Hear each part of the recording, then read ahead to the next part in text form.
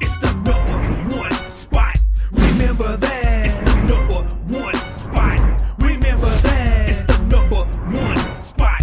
Remember that. If you at the #2, nobody remember you. It's the #1 spot. What's poppin', crackin', shaking, baby? It's your boy Q.U.E from the award-winning #1 spot, man. Hey, it's definitely an honor and a pleasure, man, to introduce my next guest, man. She's doing big things, man. Financial guru, I have to call her in the business, man. Definitely educating our people and just the world about what she's learned about just real estate and how to invest and all those things. But we got the HTX Realtor with the view, the one and only Jazmyn Whitehead in the building. What's happening? What's up? What's up, you? Finally, we made it. Already. I appreciate you taking out your time, man. It's been a long time coming. God don't make no mistakes, you know what I'm talking about. Just to give you a small background check, man. I met Jazmyn at one of the honorary mayor of Sunnyside, Sandra Massey Hines events at several of her events. And man, we talked about any and everything and just hit it off, and she told me what she had going on, and I was super interested in what she had going on. She got a podcast going, like I say, she's into real estate. She got so many investment opportunities, and I was like, man, we need to sit down and talk with her. So, hey, we're finally here. We made it. But most Absolutely. importantly, you mentioned we was out there serving the community. Man, absolutely. On the same mission to help the people, For no sure, matter for who sure. they are, So being out there to serve, being able to serve alongside you do your part. Absolutely. We all had our part. That's and, it. We made sure we come together. So man, I'm super, super excited to be here to drop a few gems that maybe help you guys. This is something that I've worked on myself. Absolutely. So I'm not gonna sit here and say already. It ain't something that you heard or it's something that you experienced yourself. Absolutely. Myself and did the work. So as long as you're ready to do the work, I promise we're gonna get there. Already, we're gonna make it happen one way or another. Happen. So present to some, introduce to others real quick who you are, where you're from, and just give them a small background check on you real quick. I'm Jazmyn Whitehead from the north side of town, little neighborhood called Pine Plaza, y'all. Already. Put it out there. Like Texas, a little Straight up. Yeah, and there we go. Anchor's home in the building. They can't see it, but it's up there. It's up there. We in the building. So, I definitely didn't want to be a product of my environment. Absolutely. And I wanted to, just change the trajectory of things. So I'm bridging the gap between generations, providing information in real estate and in your financial house, which is so important. Absolutely. Everybody need either one. Yeah, no, for sure. I think that's the biggest thing. Like, we all know how to make money for the most part, but once we make it and get it in our hand, we don't really know what to do with it. Society kind of teach us to, go buy this, go buy this designer outfit, go buy it, Oh, yeah. And before we know it, we looking crazy, but we look good to this person, but when it comes to, our, inside our house, we looking crazy.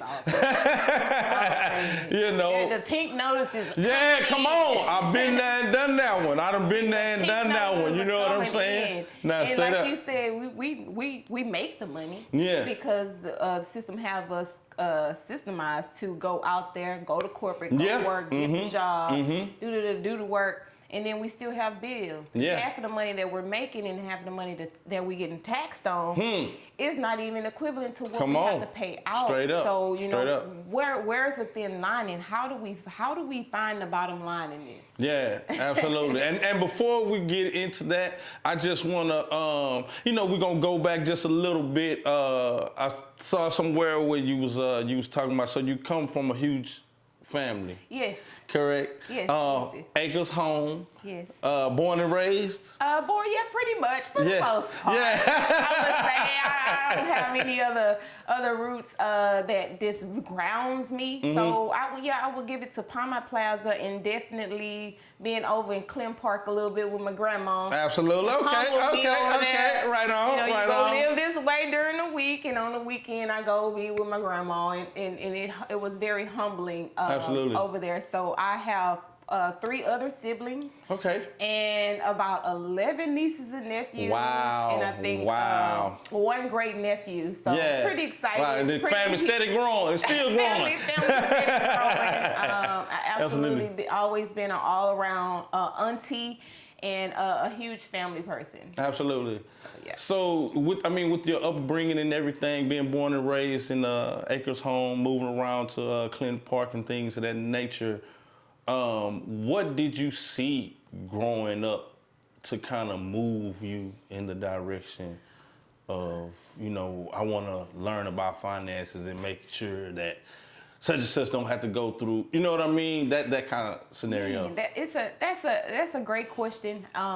Growing up, I grew up with the big family. Absolutely. Not just my immediate family, but my mom's family. Absolutely. She had about 16 brothers and sisters. Wow. So we had a Wow. plethora of cousins, and and one thing I know is everybody came to my mom's house. Like our house was the house she cooked on in. some Sundays and holidays. Oh, and, yeah. all that. My mom's house was the house to be at. So just seeing our family get together and everything.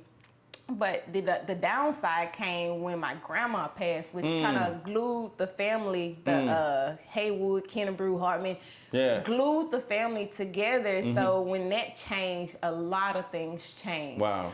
Of course, not having a proper plan set in place changed the trajectory of families. And, for we're a house that I lived in, we had to move because grandma's not here no more. Wow. And siblings want to, pull their card and take the house or whatnot. So my mom was she was the youngest, of the group. So, she accepted it, and she was like, okay, well, I'm going to get y'all a house. So she got us a little house around the corner in Palmer Plaza. And in that, it was just like humble beginnings there. Yeah. So just to see that part, and I'm like, man, just what's going on? Where's the communication? Or absolutely. Why? Because we've been paying on this house, we've been fixing it up. Yeah. My mom put a lot of money into my grandma's house. I remember. Yeah. As a young girl, and that's all we were. We had our rooms. We all had our share. Yeah. Right. Absolutely. And before my grandma left,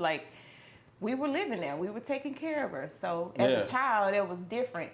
And then I kind of go to Clinton Park side. Everything's stable. The foundation is just set. So it's like two different. I seen, my grandma go to the bank, manage her checkbook, do all these things, pay her tithes and all this. But over here, just a little rocky. So, right.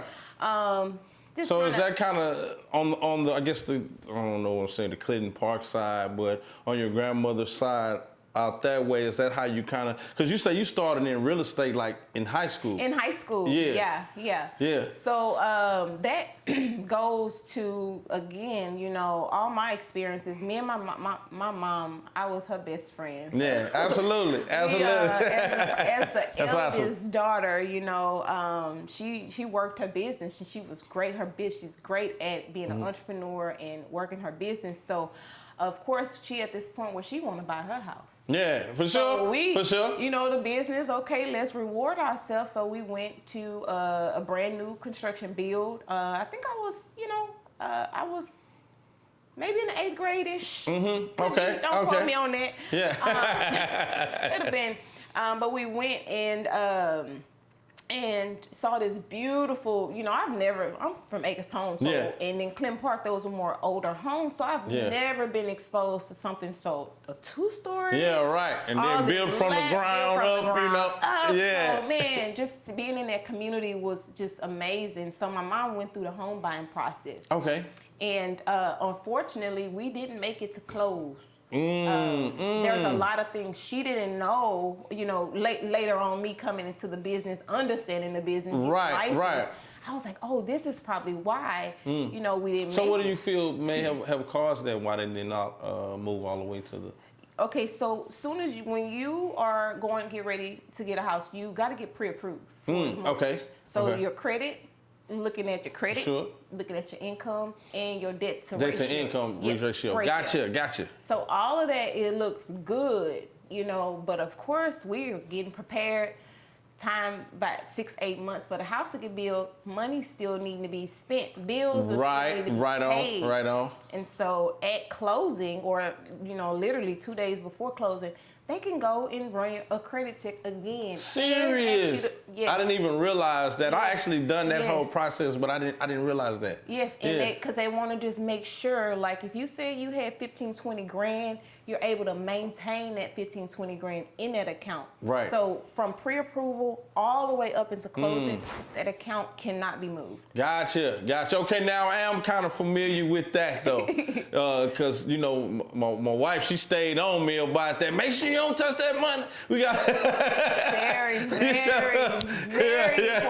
You Nah, wait for till sure. the day after closing, go get what you need, go use that money, but you sure. do not touch that before. Yeah, got you, man. That's pretty interesting. So, just learning that, I guess, from going through that experience of not being able to close and things of that nature, is that kind of what made you George Bush the button and it was like, man, I want to get into real estate and be able to educate my family. Most definitely. For one, I was excited. Yeah. Even though, you know, it didn't happen for her in that sense, I felt like I was kind of woken up to like, what do you want to do with life? Like, what do you want to pursue? And I just admired the way how this lady did, how she handled it, and I was like, I can do this. I can see myself, you know, showing up, you know, and so you kind of from afar, I guess, watched the realtor lady, how she did everything, conducted business. Okay, got you. I'm always looking at someone to mirror them, especially if it's something I've never seen before. Yeah, for sure. So I've never seen a professional like her in her work ethic. So I kind of admired her. Yeah. And just at that age, though, for you to be so young to, you know what I'm saying, to mirror this person and be like, man, that's what I want to do. Because I don't know if at that age, like 8th grade or so, I don't know if I was even thinking about it. About it, right? Well, so, again, and go back to, you know, seeing your parent, if they own their own business, they're running it. So she always taught me to have something of my own, you know, picture your business, have something of your own, and that's where I was looking at. Yeah. Man, that's pretty deep though. And that's amazing though. Like I say, at that age, you were even thinking about it, knowing what you want to do. You know, and not even knowing at that time. I didn't even know what I was doing. It was just beautiful to see. Right. Something you've never seen before. Just not even realizing too at these days and times that information and just going in that realm of business would be so important today. I know. Yeah. Like that's the biggest thing. Like they say, a lot of millionaires are made through real estate, real estate investing and things of that nature. You know what I'm saying? So man, that's so awesome. That's so awesome. So you pretty much started on your journey of financial literacy. So when did you pursued going to school, getting your real estate? Yes, your real estate license? Started my license in 2006. Okay, wow. I know, right? Man, now that's awesome though. That's not you aging yourself or nothing, but but that's awesome though. Yeah. So 2006, I took about 4 classes. The people that I was an assistant for, they believed in me. They were like, "Man, you good at this." Was it difficult? I mean, at any? Or it was just like because it's you have a product and people want it. Nobody's showing up to say, "Oh, I want a car." No, they're coming to see this model house. They want a house. Yeah. You know, at the end, and so that's kind of how I got into it. And a lot of blood, sweat, and tears. Because back in the day, we literally had put the clients in the car. We're picking them up, right. door to Just door, showing them, giving that So incentive. I have a lot of traditional values that I still bring to my business today, even as modernized as we have to be in this industry. Absolutely. But I feel like, you know, that one-on-one, that traditional, just keep some things traditional in this industry. For sure. And so I think that is what's kind of kept me along the way.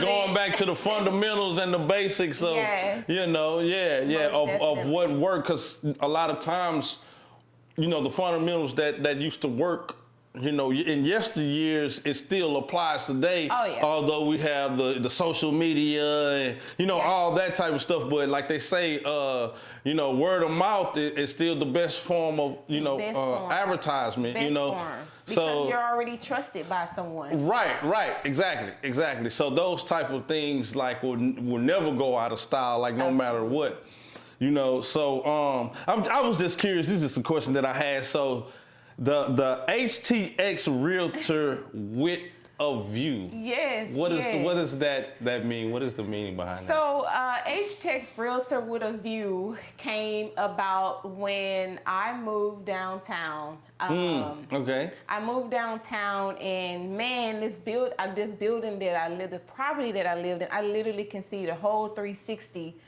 of downtown. And at the time, you know, working really, really hard and everything, you know, you come home, you want to come home to something. Yeah. Something to kind of like just breathe or just say, this is beautiful. This is gorgeous.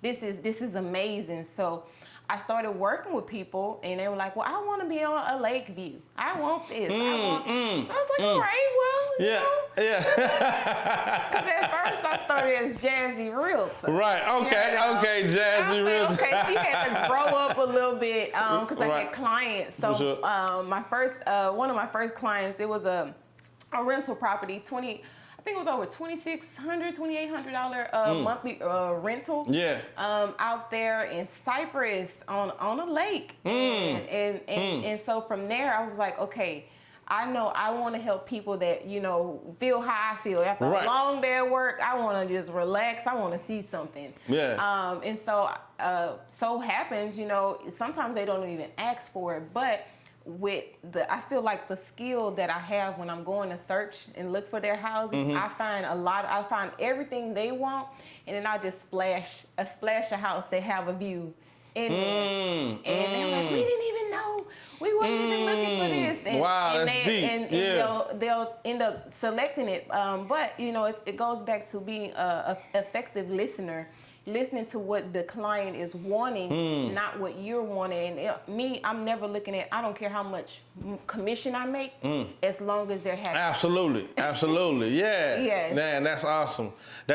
So, do you remember the first house you sold? Oh, yes, I remember. So, like, what was that experience like? Do you remember, was it something that you learned or something that was able to seal the deal on that, and you was like, yeah, I'm cold with this now. Oh man, it's always something to it. But my first one, my client was very easygoing. But you know, we did our inspection and everything on the house, and come to find out, there was no like water heater or anything. The whole meter was removed. The whole meter was removed from the house. Yeah. I guess the house had been abandoned for XYZ time, and they decided they wanted to go ahead and remove it. So in real estate, every time is of the essence. Absolutely. So you already submitted your offer, right? You have your offer submitted. You have the inspector come out, kind of check out the house, see what things he can see to spot out and things like that, and we'll go to test the water. The water pressure is like low. You cut the water on here, you cut the water on here. So it didn't delay us, but it put us to a point where we got to push the option. We got to push this back. Absolutely. Until this get operating properly. Yes. So overall, I definitely felt like I had it in the bag when I was able to negotiate for our repairs, because, you know, I think the house probably like 3. I think they had it listed kind of like about 3 something. We negotiated. I think we closed at about 280. Wow, wow. So we negotiated a lot of repairs. There was a lot. Beautiful home out there, Manville, Iowa. Okay. Behind the fence. So he didn't even know he was going to get a view. He got a view, and it's a really nice setup over there. You work really, really hard. You want to come home, especially if you're paying a mortgage towards something. Absolutely. You want to, enjoy where you're going to be and not think, I have to move in a few weeks or a few months. Right. Absolutely. I'm gonna stay put. So again, that one was a surprise on the list. He didn't even know it was on there, and he chose that. Man, that's so awesome. That's so awesome. And that's live that you have a niche within that, as far as like finding people houses with a view. Like, I think that's pretty dope. Like, not just finding a house and they got a backyard and they got this and that, but actually finding something that's gonna catch their eye and be like, we got a lake back here, or we got a, like I think that's a pretty dope niche, because that makes you stand out from a lot of the other realtors that's out there. You know what I mean? And not everybody want a view. Right. Are you serious? Are you serious? Not everybody want a view like this. That's interesting. So I'm able to work with people that are not looking for a view, because not everybody's ready to buy either. Right. True that. So, and I'm sure it's the numbers game. You got to go through a bunch of no's to get to the yes kind of, type of deal sometimes too. But yeah, I guess that goes along with the territory. But hey, if y'all just not tuning in, man, we are in the building with financial and real estate guru Jazmyn Whitehead right now. So we spoke about several different things off camera that we want to make sure that we touch on. I thought was like super interesting. So, home buyer readiness. Yes. What does that all entail? Like, how do you know, or how should a person know if they're ready to buy a house? Definitely want to get with a real estate professional, no matter who they may be. Definitely someone who is knowledgeable about the home buying process. Yes. Everybody want to buy a house. I feel like that is the American dream. Absolutely. But not everybody's dream come to tuition. Yeah, for sure. And it goes back to finances. So definitely take a look at your account to see where you stand. But most importantly, you have to check your credit. Absolutely. See what's on the credit report, and then you will get set up with a loan officer, a lender, for any chance, and the lender will be able to assess where you stand. You will produce, and that's the thing. As a realtor or in real estate, we always want to separate ourselves. I know my business is to find your house, negotiate your house, or maybe sell your house or find your realtor property. I'm not the lender. So the lender, you're going to send all that information to the lender. Granted, I will kind of pre-approve you, kind of pre-qualify you to see, how much you make, have you been on your job for a few years, or you have any savings, things like that. Yeah. But home buyer readiness is basically, starting at the finances and the credit. Yeah. Because without those two, we can't. There's nothing you can really do. Nothing we can really do. So, do you have any advice? I guess this may be on the lender side, but what a person can do if they don't have the greatest credit? And I think at that time when I got my house, I needed like at least a 620. Yeah. And I didn't necessarily have that, so they gave us like a certain process that we can do to build our credit and stuff like that. So same. That is what the lender. That's why we love working with our lenders. And typically we'll have someone that we worked with in the past, previous. You have several different lenders. Someone, for commercial, maybe you have a luxury client. So there's different lenders for different situations. Absolutely. But the most important is to be comfortable with an experienced one that can get your client the information that they need. For sure. So most importantly, finances. Yeah, I got you. Well, that definitely works, because I know, I think at the time, whoever we was working with, they told us, we can get a secured credit card. And go that process as far as helping build the credit, and then They had us do all kind of stuff, man. And what you bring that up is because we were told, you know, don't go get credit cards. Right, exactly.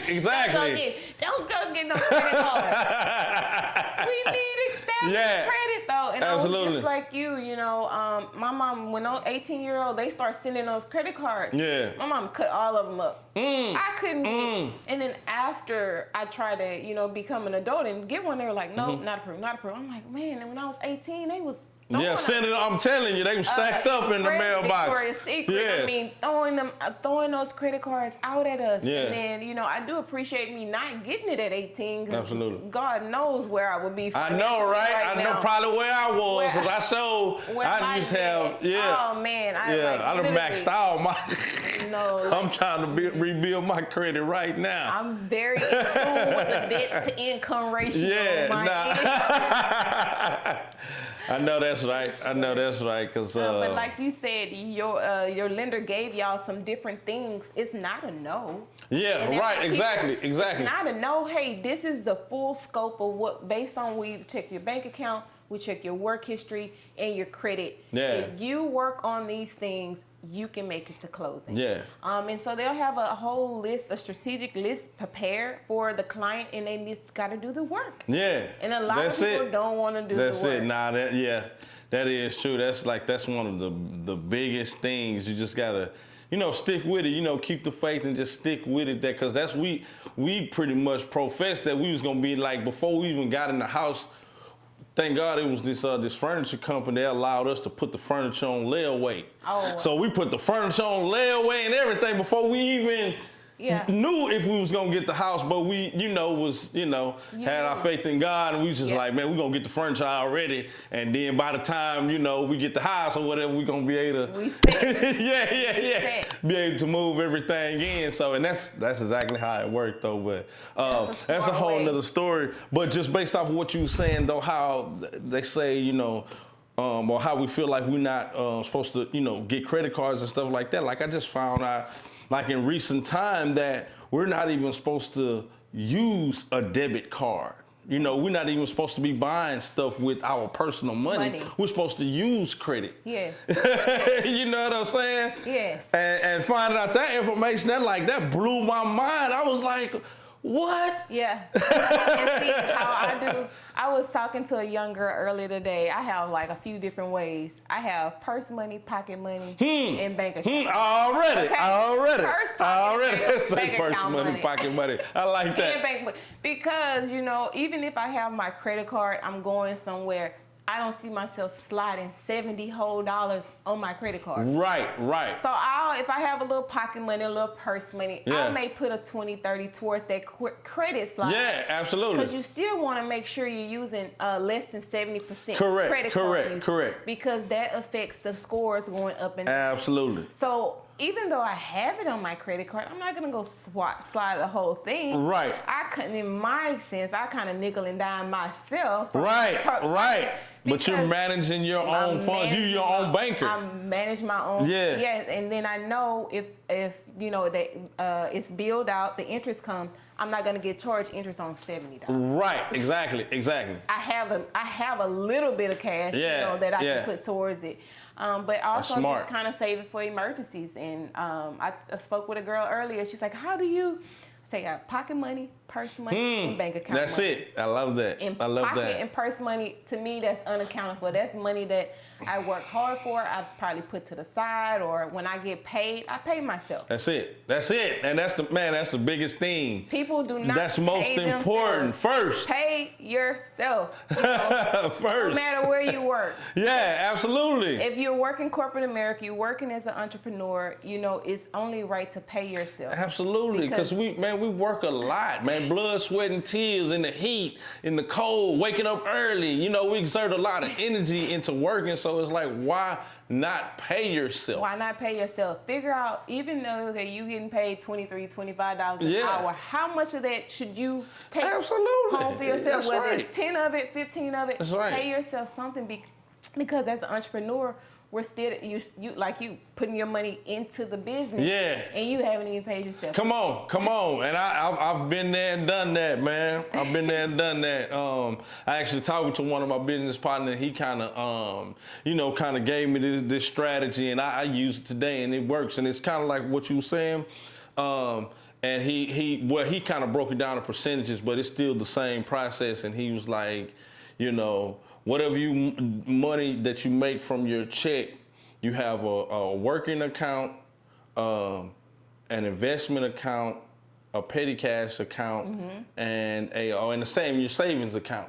Yep. And he was like, man, whenever you get paid, man, put this percentage in your savings account, put this percentage, for your working cash, put this percentage, you know what I'm saying? Yeah. And he just broke down the whole thing for me, and I was like, man, that make a lot of sense. You know what I'm saying? It's simple, and it's like biblically 80-10-10. Yeah, and that's good. And I think I do 65, 25, 5. Yeah, and then you're able to work it to the need. That's it. But what kills me is people get paid and they put $500 in my savings. Yeah, right. Come on now. Later, you back dipping in it. dipping in the savings. Like, why did you rob yourself? Right. Pay yourself. That's it. First. Always. And that's what he said. He said, just say if you come up short on your working and just say your bills are 1,000, but after you put the percentage in your working, you only have 900. Yeah. He was like, dip from your personal and from your investment, but don't touch your savings or make that like the last resort if you have to. And then when you get the money back on your next paycheck or however, make sure you put it back into your savings. And you know what I'm saying? Pay yourself back. Yeah. If you take something from it, pay yourself back. Yeah. And I'm guilty of it. I've been guilty Yes, of that. me too. Me too. I'm like, man, I don't want to see this account go like this. Yeah. But it also shows you too, I have the ability to move money around in my own account. Yeah. So just imagine if I had enough money. Right. Be good. And it's on the way, baby. It's already here. You feel me? Yeah. It's already on the way to us, man. It's just trying to find its way in our, our accounts or our pockets or whatever, It's coming. It's already here.